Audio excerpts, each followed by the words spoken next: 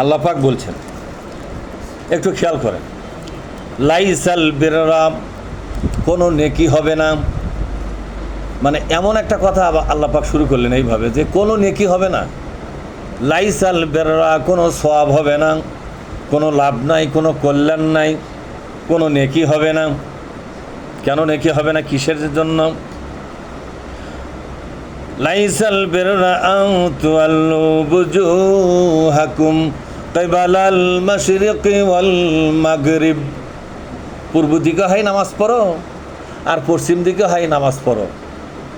আনুষ্ঠানিক নামাজের নিয়মকানুন ঠিক রেখে নামাজ পড়লেই সওয়াব হওয়া, তা আসলে হবে না। নামাজ কবুলের জন্য কিছু শর্ত আছে। মারাত্মক কথা না?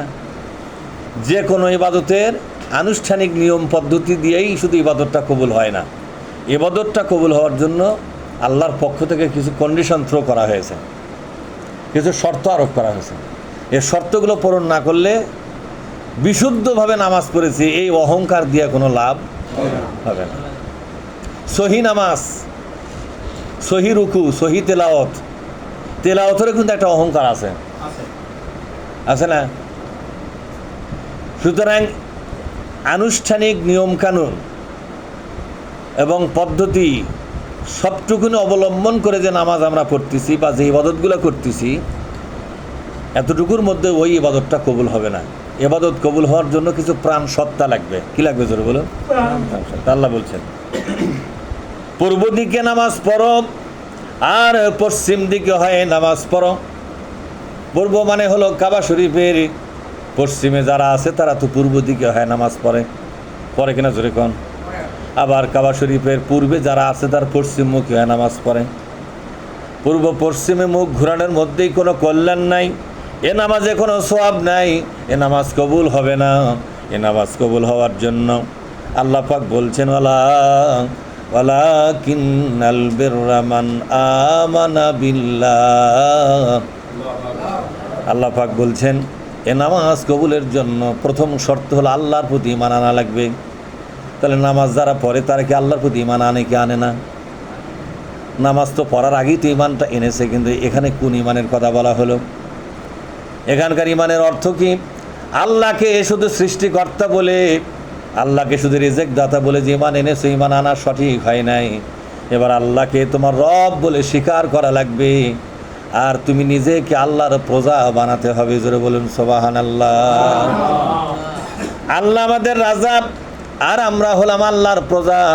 ছোট্ট সূরার মধ্যে আল্লাহ কি সুন্দর করে বলেছেন, কুল আউযু বিরাব্বিন নাস মালিকিন নাস ইলাহিন নাস। নবী বলে দাও, দুনিয়ার মানুষকে বলে দাও, তারা যেন সকলে এই কথা ঘোষণা করে। আপনি বলবেন, দুনিয়ার সবাই এই কথা ঘোষণা করতে হবে। নবী হিসাবে আপনাকেও বলতে হবে। নবী যারা নয়, সাধারণ মুসলমান, সাধারণ মানুষ, তাদেরকে একই ঘোষণা দেওয়া লাগবে। তা না হলে আল্লাহর সাথে বান্দার কোনো সম্পর্ক থাকবে না। সেটা হলো, বলো বলো, মানুষের রব হচ্ছেন আল্লাহ রব্বুল আলামিন। তিনি আমাদের রব। রব মানে কি? রব মানে যার বিধান আমার উপর কার্যকর আছে, তিনি আমার রব।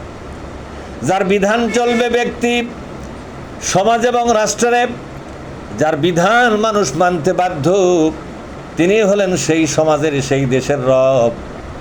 যেমন ফেরাউন নিজেকে এবং মিশরের রব বলেছিল। কেন? মিশরে ভিতরে ফেরাউনের আইনই মিশর চলতো, এই জন্য ফেরাউন জানতো যার আইন চলে সেই তখন রব হয়ে যায়। তাহলে আমাদের বাংলাদেশে আইন চলতেছে কার? জোরে বলুন। তাহলে এই বাংলাদেশের কোরআনের ব্যাখ্যা অনুযায়ী রবটা কে হয়ে আছে? তাহলে কি হয়ে আছে রবটা? এই রবকে বিদায় করা ফরজ না নফল? যেখানে আল্লাহ রব হওয়ার কথা, সেখানে মানুষ হয়ে রব হয়ে গেছে। নামাজের ভিতরে আমাদের রবকে নামাজের মধ্যে আমরা সর্বপ্রথম যে আয়াতটা পড়ি, আলহামদুলিল্লাহি রাব্বিল আলামিন, সমস্ত প্রশংসা এই মহাবিশ্বের যিনি রব, আমি তার জন্যই প্রশংসা করলাম। নামাজের ভিতরে আল্লাহ আমার রব, রোজার মধ্যে আল্লাহ আমার রব। কিন্তু অর্থনীতির বিশাল অঙ্গনে অর্থনীতির ভিতরে কে রব হয়ে আছে এখন বলেন তো? কার আইন দিয়া দেশের ব্যাংক চলে, কার আইন দিয়া বিমা চলে, কার আইন দিয়া টাকা পয়সার লেনদেন হয়, বিদেশে ব্যবসা হয়? আল্লাহর আইন তো অর্থনীতির মধ্যে কায়েম নাই, তাহলে আছে কারটা? মানুষেরটা আছে। তাহলে অর্থনীতির বেলায় আল্লাহ রব হওয়ার সুযোগ পেল না, অর্থনীতির জগৎটা মানুষ নামক রব দখল করে নিয়েছে, ঠিক না? অর্থনীতির বেলায় রব হলো মানুষ, রাজনীতির বেলায় রব হলো মানুষ, সংবিধানের বেলায় রব হলো মানুষ। এই জন্য আল্লাহ তাআলা বলছেন, তুমি বলো বলো সব জায়গার জন্য রব হবে একজন। কয়জন? জোরে বলুন। সব জায়গার জন্য রব হবে একজন। মানুষ নামে কোনো রব থাকতে পারবে না, সবার জন্য রব হবে একজনই। তার নাম কি? আলহামদুলিল্লাহি রাব্বিল আলামিন। ওই রবি হচ্ছেন আল্লাহ, ওই রবি হচ্ছেন রব্বুল আলামিন। সুবহানাল্লাহ।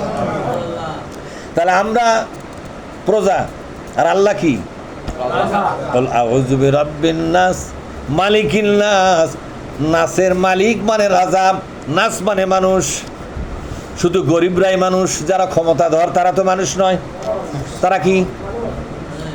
আজকে রাষ্ট্রপতি যারা, প্রধানমন্ত্রী যারা, প্রধান বিচারপতি যারা, সেনা প্রধান যারা, ডিসিএসপি যারা, টিওনো যারা, ওসি সাহেব যারা, এরা তো মানুষের মধ্যে পড়ে না, নাকি মানুষের মধ্যে পড়ে?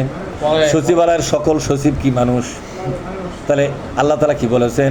ও সচিব, তুমিও বলো তোমার একজন রাজা আছে, তার নাম কি? কুল আউযু বিরাব্বিন নাস মালিকিন নাস। সমস্ত মানুষের একজন রাজা আছে, তার নাম হলো আল্লাহ রব্বুল আলামিন। সুতরাং আল্লাহ যেহেতু রাজা, তোমরা হলে প্রজা। প্রজার কাজ হলো রাজার আইন মেনে চলা, রাজার আইনটাকে কার্যকর করে রাখা, এটা প্রজার বিধান। প্রজা মানে হলো কর্মচারী। প্রজা মানে কি? জোরে কন। প্রজা মানে হলো কর্মচারী। আমাদের রাজা যদি আল্লাহ হয় আর আমরা যদি প্রজা হয়, তাহলে একটা প্রজা আর একটা প্রজার জন্য কি মালিক হতে পারবে নাকি? এক কর্মচারী আর এক কর্মচারীকে মালিক বানাতে পারবে নাকি? যারা ক্ষমতাধর লোক তারা যদি কর্মচারী হয়, আমরাও তো কর্মচারী, ঠিক না? তাহলে ওই কর্মচারীর মালিকের আসন দখল করল, আর আমরা কর্মচারী, আল্লাহর কর্মচারীগিরি বাদ দিয়ে মানুষের কর্মচারী হয়ে গেলাম। কথা বোঝেননি? এর নাম হলো আল্লাহকে বাদ দিয়ে মানুষকে রব বলে মেনে নেওয়া। আল্লাহকে বাদ দিয়ে মানুষকে রব বলে মেনে নেওয়া।